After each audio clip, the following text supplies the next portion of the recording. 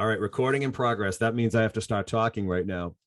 So today we've got I'm going to follow along the lines of what I spoke about last week. I had a guest last week that talked about happiness.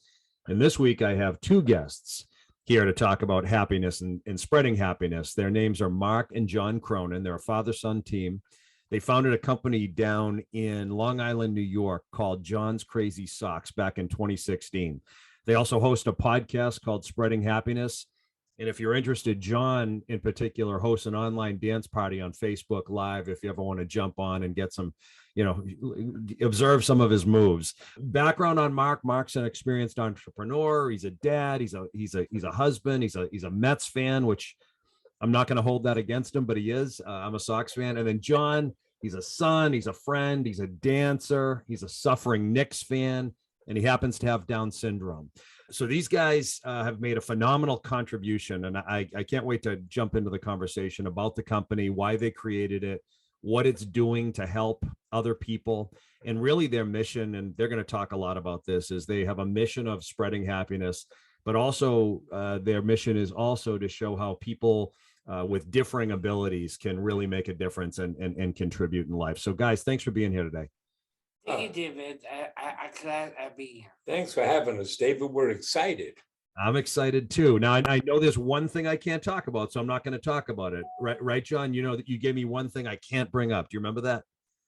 I forget. No girl talk. We can't talk about that. No girlfriend, huh? No girlfriend talk. I've already been warned. We can't discuss it. So it's not going to be discussed. Just so you know that, John, we are not discussing that.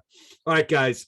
Hey, thanks for being here. So just kind of tell me about the company. How did the company come about? You started it in 2016. And I know, Mark, you've got a background, building companies in your past, but why this company? How did it come about? And what are you guys really hoping to accomplish? Well, origin stories matter, right? It's what gives us our DNA. And this was born partially out of necessity, in addition to opportunity. So we'll tell the whole story. For that. It starts in a small log cabin in the woods. Not really. It starts on suburban Long Island. So it's the fall of 2016. And where were you? I was at Huntington High School. I could be my last year school. Hey, John's finished, enter what will be his last year.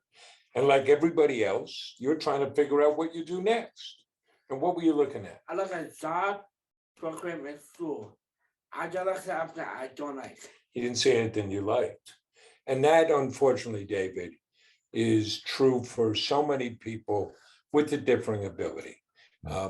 One number is that the unemployment rate for people with a disability is double the national average. But that doesn't really tell the story. The real story is fewer than 1 in 5 people with a disability are employed. But John here, you're a natural entrepreneur. Yes, I am. If you didn't see something you wanted, what were you going to do? I want to create one. I want to make one. I'll make my own job. What'd you tell me? I want to go to bed with my dad. Next fellas have been together. Comes to dad. Let's go into business together. That was pretty cool, huh? Yeah, Dad. And now I'm a lucky man. I've got 3 sons. John's the youngest, and this is one I can work with. Yes. So, but now, and David, you talk to a lot of entrepreneurs. Entrepreneurs always have ideas, lots and lots of ideas, and some of them are even good ideas. So we had to come up with an idea. What side of business would we run? What was one of your choices? I want to make a food truck. I have an idea from the movie Chef and John Favreau. The movie about a father and son bonding a food truck. So a food truck sounds like a fun idea. What would we make? Where would we put it? But we ran into a problem. We can't cook. Yeah, we can't cook. You But can't cook. then- Wait, you wanted a food truck, but you can't cook. All right, so scratch that. All right, good. But then, right before Thanksgiving, John had his eureka moment. I did. I was on Crazy Socks. While socks is fun and colorful and creative, I'll always let me be me. That's great. John had worn these crazy socks his whole life. We used to drive around looking for them. So we figured this, if John loved them that much, surely other people would, and we could find our tribe. Yeah. So at that point, we decided we eschewed the formal business plan and all the research and analysis, said, let's just go the lean startup route.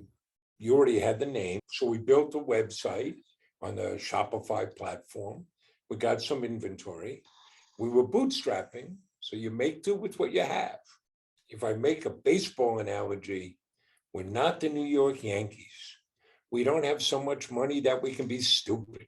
You have to make do what you have. We're more like the Pirates. So the only marketing we did was to set up a Facebook page. And I would take out my cell phone. We made videos. And who was in those videos? I am. I'm talking about socks. Socks, more socks. And we noticed something. Yep. Those videos started getting shared. Yep. And then we opened. What was the day we opened? We opened on Friday, December 9th, 2016.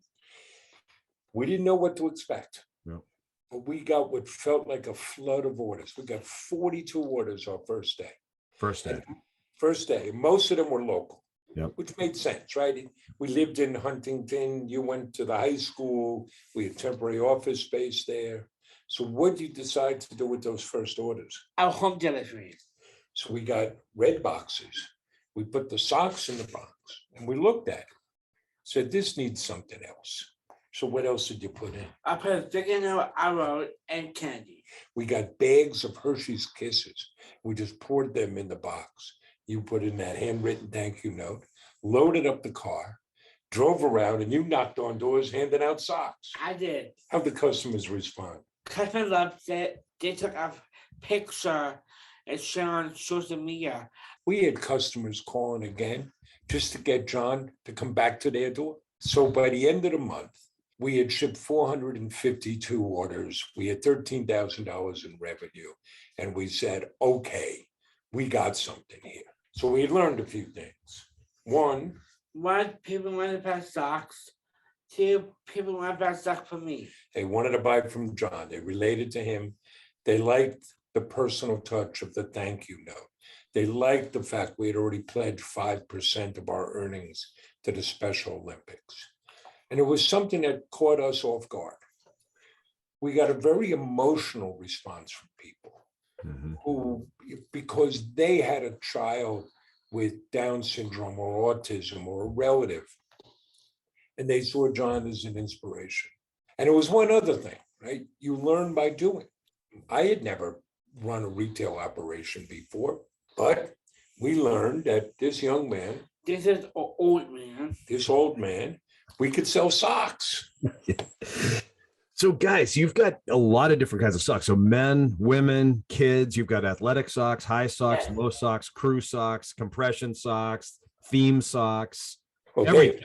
John, how many different socks do we have? We have 4,000 different kinds of socks. 4,000, Whoa, which makes John here the owner of the world's largest sock store. man. I mean, we're not out selling Walmart yet, and Target, but yes, we've got more choice than anybody else. Wow. Now, John, do you have any say in the design of the socks? Do you decide what goes on them? What say do you have in this? Here, I'll tell you, we get into how we do the designs, but for us to sell something, it's got to be fun. Yeah. It's got to spread happiness, and I can be behind. John has to approve. Perfect. So there are things that we don't sell because John has said no. Doesn't Here's an easy one. There are socks out there with profane language on them. People love it. They sell well, Don't say that. but not John. Don't say that. We don't use words like that. But when it comes to the design, most of the socks we sell are still made by other people. So you help pick those out, and Yes. everybody does. Our customers do. So we carry socks, I think now from 27 different designers. Plus, we make our own. So we have a design team here. Yep. But you have designed many of our socks. Yes, we did. And other people have here too. That's part of it, Yeah. right? People talk about diversity and as if it's a badge to put on. Mhm. If we want to appeal to people, we have to have diversity here. I can't pick socks for everybody. John can't pick socks for everybody, but Right. we have a diverse team and we're all bringing personal views. Now we can. It's fantastic. You talked about the 5% going to charity. I hope I have this number right. You guys have raised somewhere in the ballpark of 450,000. We've now raised over $500,000 for our charity partners, the Special Olympics, and this is very cool. John has donated over $100,000 to the Special Olympics. Yeah. That's more than any Special Olympic athlete has ever done. Wow, John, that's great. It's good stuff, huh, pal? I That love is great. And so talk to me about the makeup of your team. So we've been able to create, well, let me pull back and put it in some context. We've got 5 pillars around which we've built the business, and the most important one is let's show what's possible. In a broad sense, it's let's show what entrepreneurship can do. Let's show we have a social enterprise, a slightly different type of business model, social mission and a business mission. Let's show the power of the social enterprise. But very specifically for us, let's show what people with different abilities can do. So it starts with John. You, in your introduction, you identified you do a lot of things, and you happen to have Down syndrome. Right. We don't hide John in the back. You're the face of the business. Yeah, yeah. We've been able to create 34 jobs. Yep. 22 of those are held by people with different abilities. Wow. And be clear, and we could dig into this, we don't give jobs to anybody. Everybody who works here has earned their job. If you get to know us, you'll find that John here is a very nice guy. I am not. If you're going to work here, you got to produce. But that's part of the dignity. That's part of what we're showing. Yep. Right? And it's not enough for us to just hire people. We want to show the world. So we create content for our social media all the time, just showing people as they are. Mm-hmm. We host tours and work groups from high schools and social service agencies. With the pandemic, we moved those online. So now we've had schools from around the world come. And we want those students to see, yes, there are opportunities. Yes, there are things you can do, and we need you. Mm-hmm. We do speaking engagements and podcast interviews. That's why we're grateful you have us on the podcast to speak to other businesses and to policymakers. So look at the benefits. You know, we've got a TEDx talk out there on the theme that hiring people with different abilities is not altruism. It's good business. Mm-hmm. So we've spoken pre-pandemic, we crisscrossed Canada, the US, Mexico. Now, you know, when you do things online, we've spoken around the world. And we do advocacy work. The business has given us a platform where people will listen. And therefore, we have to take advantage of that opportunity. Mm-hmm. So, John, we've testified twice before the U.S. Congress. Yes. We've spoken at the United Nations. A few weeks ago, you were honored by the New York State Legislature. Yes, I love that. And, you know, spoke on the floor of the State Assembly. You get those opportunities. Yeah. And we have to use it to show, look what people can do. You talk about the 5 pillars. Is there how did you come up with the 5 pillars, and how did you come up with the mission? Those 2 things are very interesting to me. Well, right from the beginning, my partner here was that we're just going to make people happy. So, you know, it was about socks and making people happy with the socks. We knew what we wanted to do, right? From day one, we're trying to wow customers. So the home deliveries, putting the candy in, the thank you note. It took us maybe 6 months or so to fully articulate what we were already doing.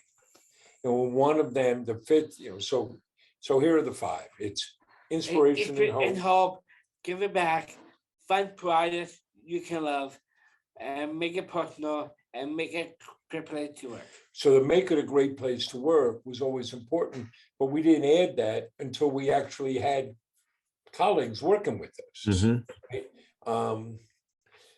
So it took a little time not to start doing those things, but to see that's what really mattered to us and to articulate that.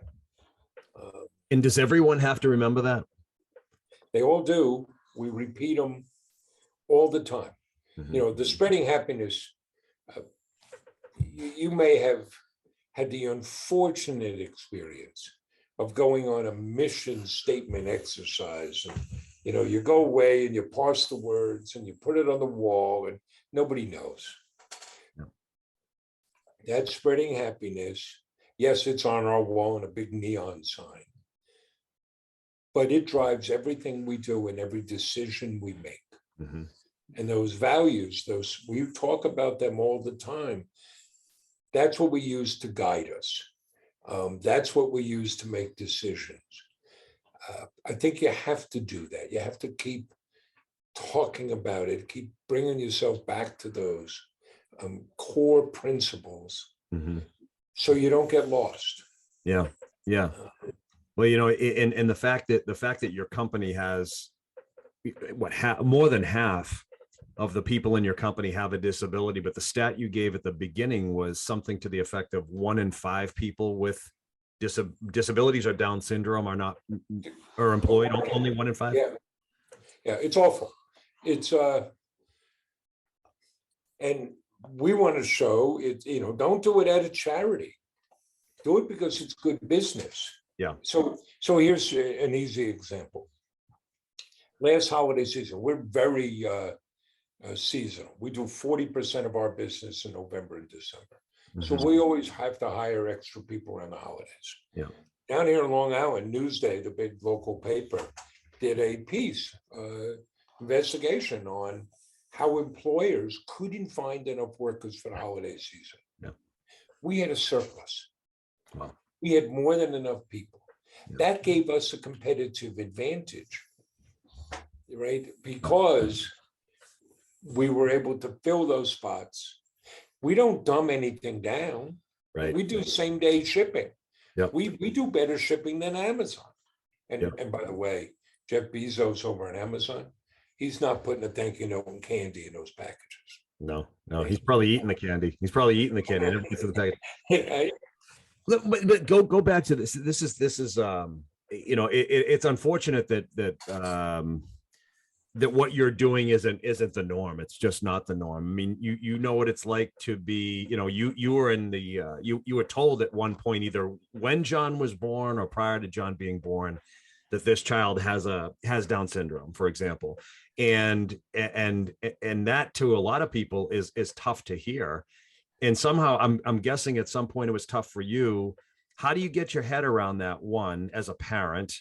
How do you help John live an unbelievable life, because he's got and never believe that that's even in his way, and demonstrate now that not only can you employ a lot of people that have disabilities, but actually watch these people outperform those that don't have disabilities. That you got a team of people that remembers the mission, that remembers the values, that gets stuff done, that raises money for charity, that could have all the excuses in the world, as could you guys, but somehow you decided not to think that way. And I don't know if you always didn't think that way, but comment on that. At one point you were told you have a son, your baby, with Down syndrome. So that's a lot of different pieces there. Yeah. I'm going to take two ends. One, offer people a mission worthy of their commitment, something bigger than ourselves. And it's got to be more than we're just going to make money. And don't get me wrong, we want to make money. We like to live indoors, so you got to pay the rent. Yeah. But once you get people that buy into it, then everybody contributes. Everybody becomes a part of it. Here's one example. We want to make everything as personal as we can. We put the candy in to say thank you. Well, one day, one of our happiness backers comes and says, we sell socks for diabetics, these high compression socks, and we're sending them candy. What's wrong with that picture? Right. Right. Well, because here's somebody who's attuned to what we're doing and paying attention and see something that was so obvious that we all missed. So now we have a supply of sugar-free candy that goes if you order diabetic socks. And we have a separate packaging for if you order from a military base. But now let me go back to the front end of that question. We did not know in advance that John was going to have Down syndrome. So the day he was born, middle of the night, a covering pediatrician came in and told my wife and I, said, I'm so sorry. I have bad news to give you. It appears that your son might have a slight case of Down syndrome. And we looked at her and said, what are you doing? This is our boy. What are you saying? You're sorry. This is our son. And for the first many months of his life, as is true for many people with Down syndrome, John faced very significant medical issues. On his third day of life, he needed what was tantamount to intestinal bypass surgery. We didn't know if he was going to survive. We brought a priest in to baptize him in the hospital.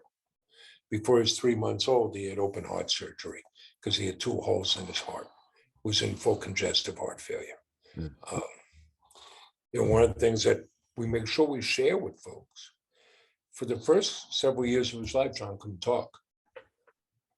So, but he had a lot to say. So he learned sign language. Wow. And used an assisted device so he could communicate. Now we have trouble keeping you quiet. Yeah. Right? But we don't think we did anything special. We've got 3 sons. I think part of what you do as a parent is you're always promoting their independence, pushing them to be able to do on their own. And we did that with all 3 boys. They're our kids, so we get to screw them up. That's our parental right. But you do that with John, and John is always teaching us, look what's possible. Look what I can do. Yeah. Well, how do we get more people to realize that? How do we, because then why is the rate 20%? Why are only 20% of the population with these? Because people don't know. But we're much better today than we were when John was born. I mean, think about that doctor saying that, or the first time we met with a cardiologist who offhandedly said, oh, they try to save some of these babies now. And it's part of what we want to do. Yeah. It is show. We want, we know we're making inroads. When other businesses say, can we come and view your operation so we can learn how to do this, right? Yep. In its own way, the growing labor shortage, I think, will benefit people with different abilities because employers are going to have to turn and see where else can we find good employees. Yeah. So the world is so much better today than it was when John was born.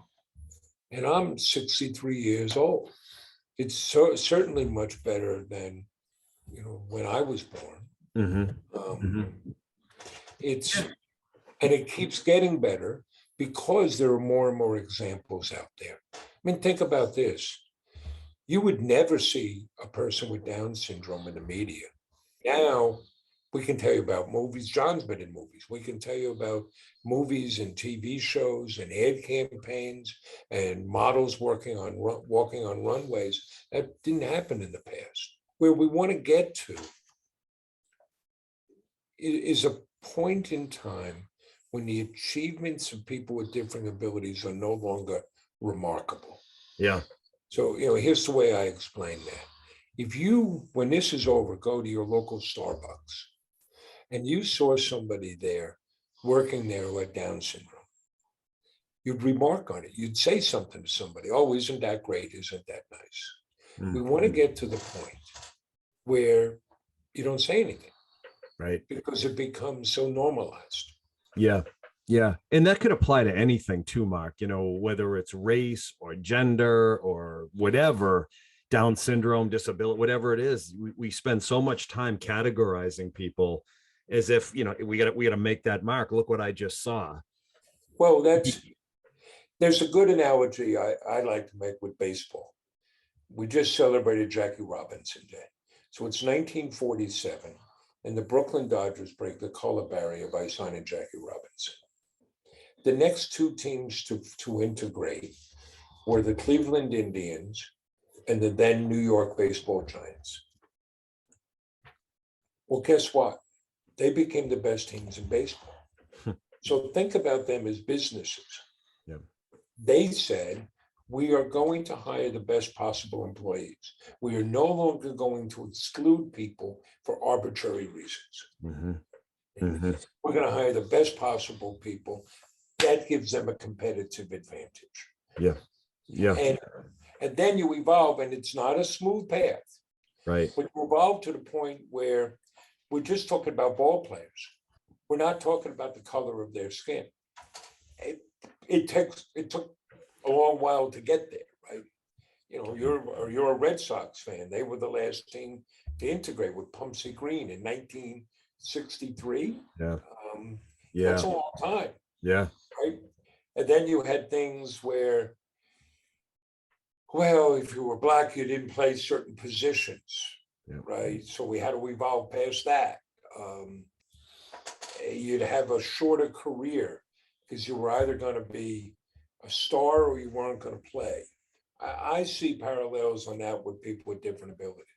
So what's your take on this? I watch, you know, I see people all the time, those that have, you know, the odds are against them, whatever odds those are. You know, in John's case, the odds could technically be dumped into the Down syndrome category if you want to do that. But odds could be anything. It could be I'm missing a limb, or, you know, I don't know, come from the wrong side of the tracks, whatever the odds are. But, you know, in my experience, the most successful people that I've ever met have gotten over those things because they've never used those as an excuse. And then I look at a lot of people today who are looking for the excuse. And then you see somebody like John, who doesn't even know that he has an excuse, because technically he could have one if you allowed him to, right? You could have taught him the excuse.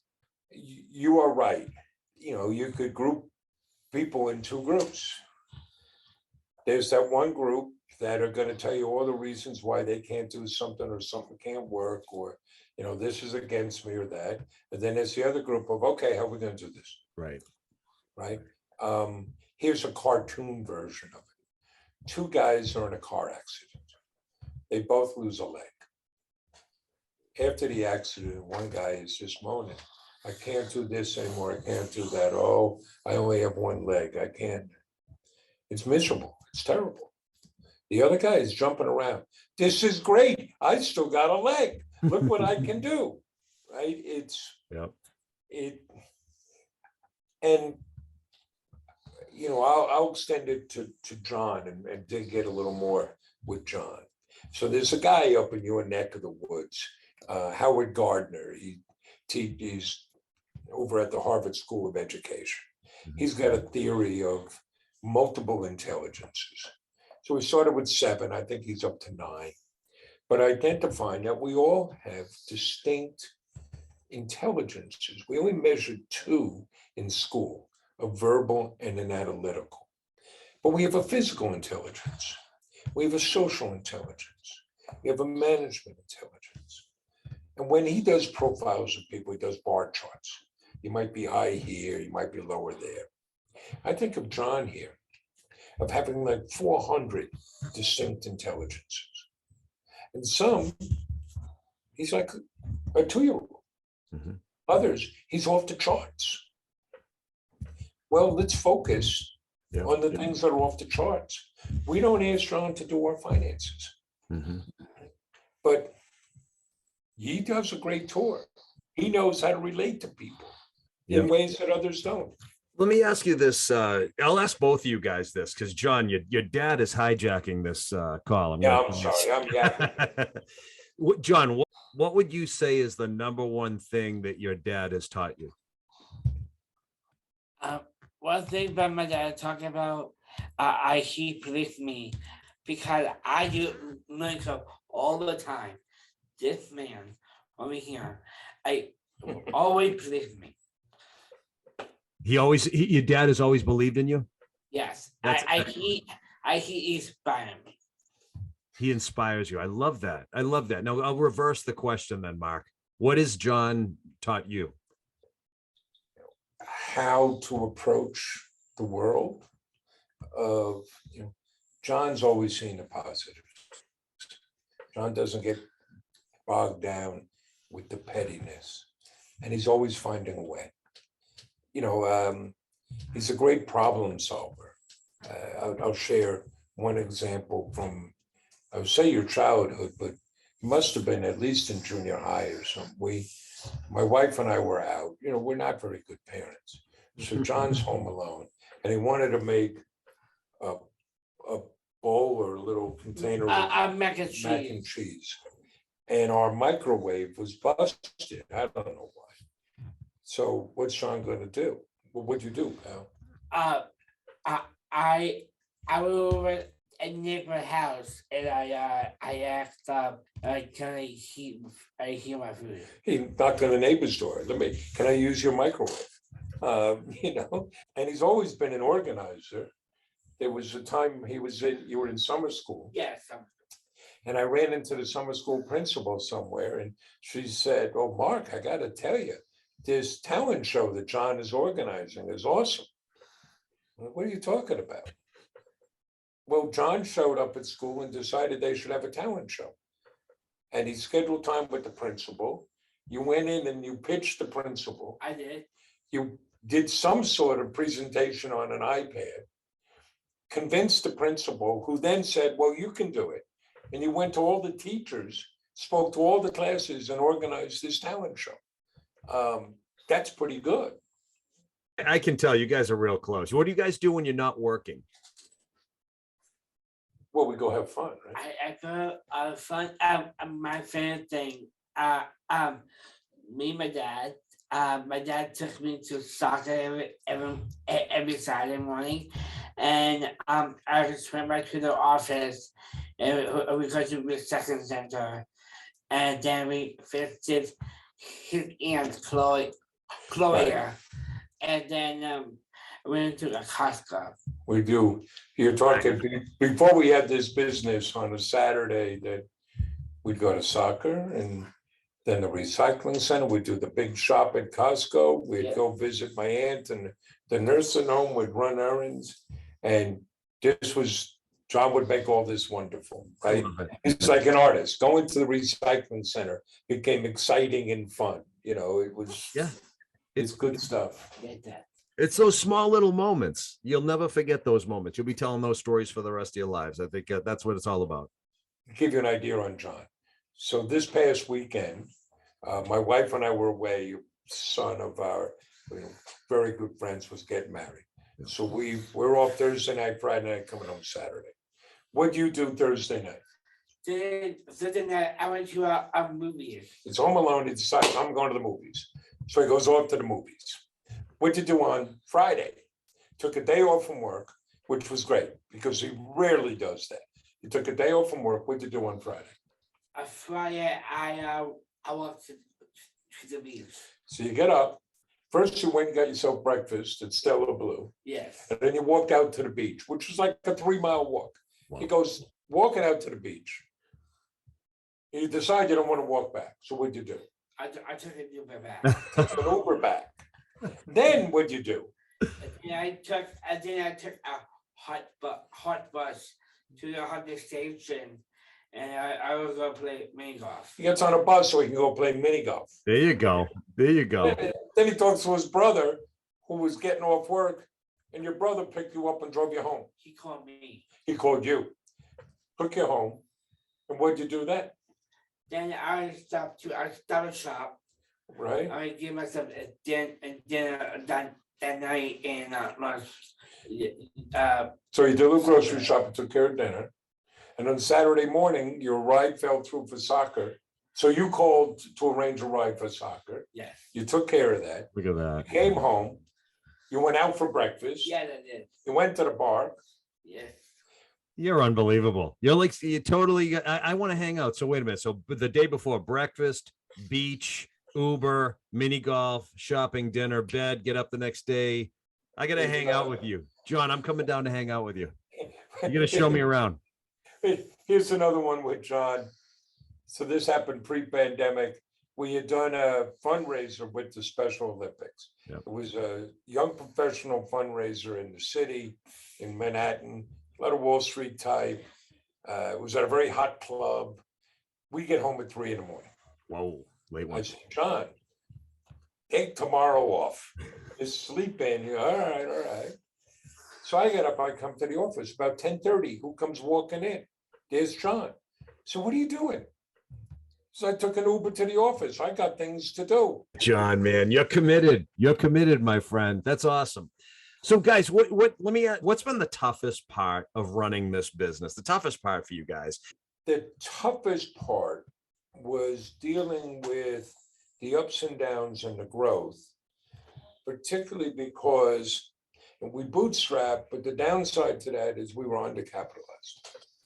So we had wild swings. Yeah. Where we get a peak, we'd shrink down and then grow again, very seasonal. But 2019, our first 2 years, we had wild growth. We were profitable, but we had no money. Mm. And I remember talking with our accountant saying, "How could we do so well and have no money?" It's like, "Come on, Mark, look in your warehouse, all that inventory." But 2019 was really bad. We wound up in a downward spiral. Sales were falling. We ran out of money. I'm borrowing money. We're talking to investors. You kiss a lot of toads. Investors, banks saying, "We love what you do. We love everything. We love the growth, the profit. We're not going to lend you any money." Mm. Investors coming in, and what they really wanted to do was buy the brand and shut us down. So by the end of 2019, we were, for all intents and purposes, bankrupt. I remember meeting with the bankruptcy law firm telling me, "You have to declare bankruptcy," but they wanted $50,000 up front. My guys, if I had $50,000, I wouldn't be talking to you. We managed to stay alive, and then after looking for more than a year, found the perfect strategic partner, a third-generation family business that manufactures socks for department stores and brand names. That enabled us to stabilize the business, gave us the manufacturing heft we needed. But it was really ugly. I mean, we had to let people go. If you're gonna be an entrepreneur, you're gonna go into business. It's not a question of will things go wrong. It's only a matter of when. When, right? And then what do you do, right? And then we have that. We signed that deal in February 2020, and you might have heard there was this pandemic, which sent us for a loop. Right. But that's part of where you want to know what your purpose is. You want to know what your values are, because when the whole world is spinning, that gives you your North Star, and that keeps you on track. Yep. And it better mean something to you. I mean, obviously it does. If you didn't have that, a lot of companies just fold up shop at that point, right? Yeah, we get asked a lot, well, what's the one thing? Well, there's no one thing. But part of it is know what matters and believe. Yeah. Can't just pay lip service. Yeah. So what's next for you guys? Just to reiterate, what's next for you guys? Where's this ship going? So here's our strategy is relatively straightforward. Drive the mission. The more we can pursue our mission and do for others, that drives our brand. That drives our revenue. And it becomes a reinforcing cycle. So we are focused on 4 things this year. Very clear. One is we have a target to continue to grow our direct-to-consumer business through our website. 2, we are now marketing our B2B business.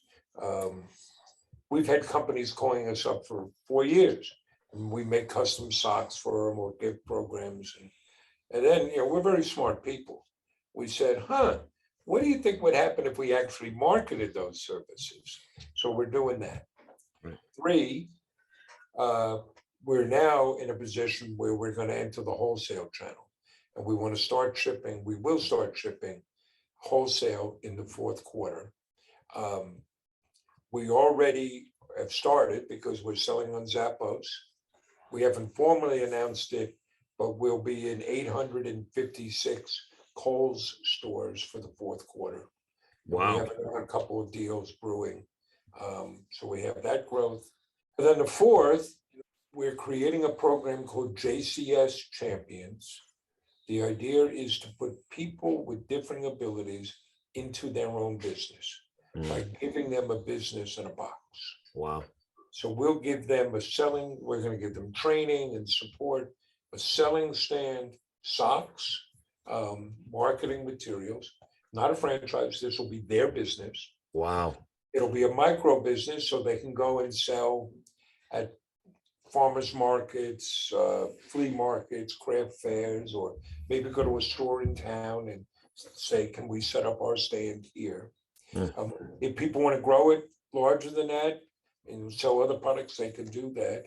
But we'll set them up so they have a real business, they have a focus and a purpose. It will also enable them to manage their income so they can continue to receive benefits if they want.